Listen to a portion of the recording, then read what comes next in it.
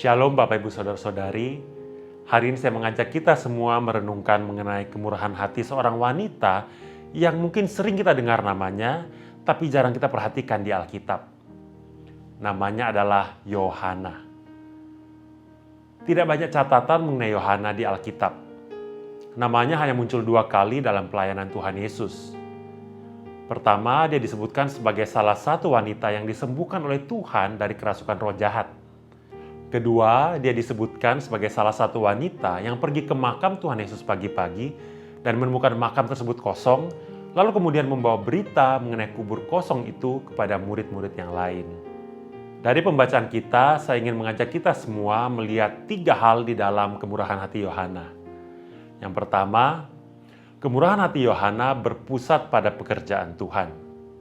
Dari teks Alkitab yang kita baca, kita menemukan bahwa Yohana menggunakan kekayaannya untuk mendukung rombongan Tuhan dan para murid yang berkeliling memberitakan Injil Kerajaan Allah. Banyak orang yang murah hati di luar sana, tetapi kemurahan hati mereka belum tentu berpusat pada pekerjaan dan kemuliaan Tuhan. Tidak jarang kita menemukan kemurahan hati yang dilatar belakangi kepentingan politik, pemenuhan kepuasan pribadi, dan reputasi yang perlu dijaga. Mari kita mengarahkan kemurahan hati kita kepada pekerjaan Tuhan demi kemuliaan namanya. Kedua, kemurahan hati Yohana tidak kenal gengsi. Sebagai istri pejabat di istana Herodes, Yohana tentu memiliki gengsi yang cukup tinggi. Dia biasa tinggal di rumah yang mewah dan berkumpul bersama orang-orang yang penting.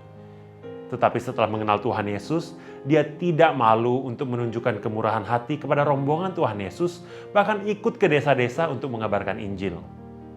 Dia sama sekali tidak peduli dengan gengsi dan reputasinya sebagai istri pejabat Herodes.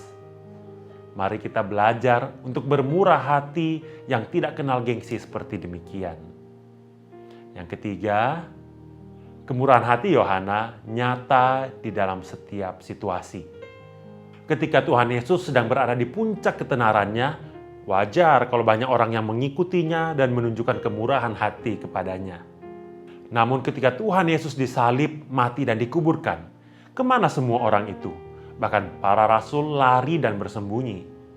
Hanya para wanita, termasuk Yohana, yang masih setia menunjukkan kemurahan hatinya. Mereka membeli rempah-rempah, mengolahnya, dan membawanya ke kuburan Tuhan pagi-pagi benar. Mari kita belajar menunjukkan kemurahan hati yang demikian, kemurahan hati yang selalu ada di setiap situasi. Kiranya perenungan kita tentang kemurahan hati Yohana bisa mengajar kita untuk memiliki kemurahan hati yang seperti demikian.